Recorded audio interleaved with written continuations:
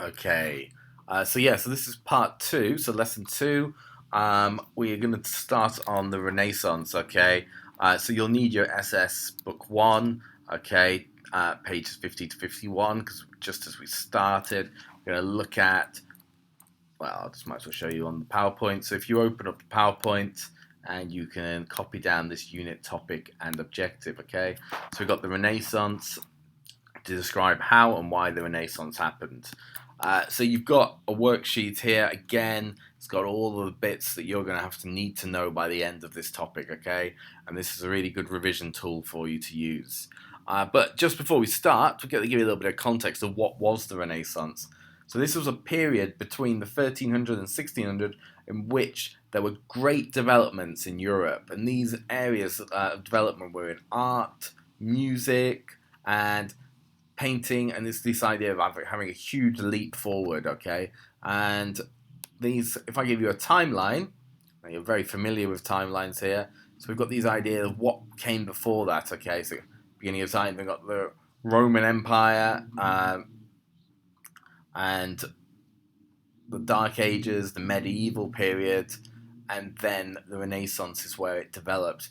And now we're going to see how this Renaissance developed. How did it actually come? So first thing I want you to do is just make sure you've copied down that definition there, okay? Copy down that definition. You will have a copy of this timeline. And we're going to go through this document here, okay? So if you can print it out, great. If not, you're going to have to make some short notes based on it so that we can do the comprehension exercise afterwards. So I've given you, this is called Italian Renaissance Notes. Now I know it's not the best copy, but this is all we have. So we're going to go through it. And so for this, it marked the end of the Middle Ages in Europe, and I just showed you that in that timeline, okay? Renaissance, the meaning of it, okay, means the rebirth, okay? And this is where we rediscovered learning, looked about how to improve, and it's kind of based itself on the civilizations of Rome and Greece previously to be able to do that, okay? There were new inventions, new discoveries, beautiful buildings, beautiful art, okay? And the attitudes started to almost change and develop during that time, okay? In Germany, there was the development of printing, okay? So this meant that culture could spread quickly.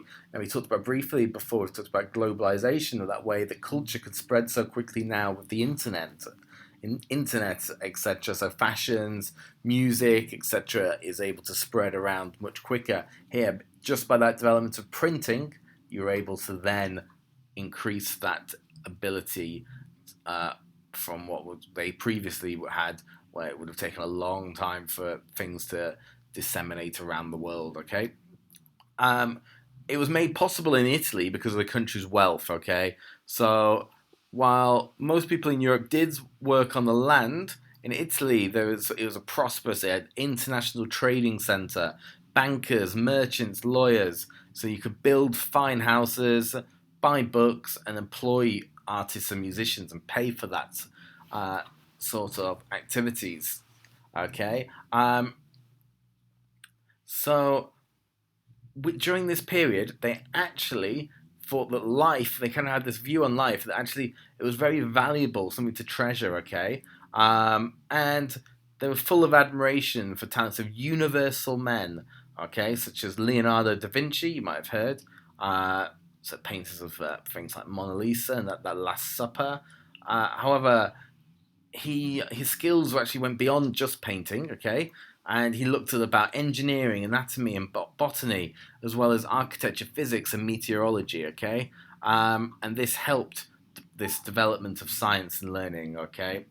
So, through that, okay, and for reading that document there, you will then, if you open up the Italian Renaissance assignment, there are 6 questions here, okay? And if you could answer those questions in full sentences, I've just gone over all of those. The answers are in there. For number 6, you'll have to look them up, okay? Some of them you should already know, but others you just need to do some research for that, okay? So whether that be on the internet, etc. Okay, so I think that's simple, just as an introduction, okay? So there's an introduction to the Renaissance there, so you can complete that next week, okay? So what I want you to do, go through that, complete those comprehension questions. Okay, great. Any questions, just give me an email. Thank you very much. Have a good week.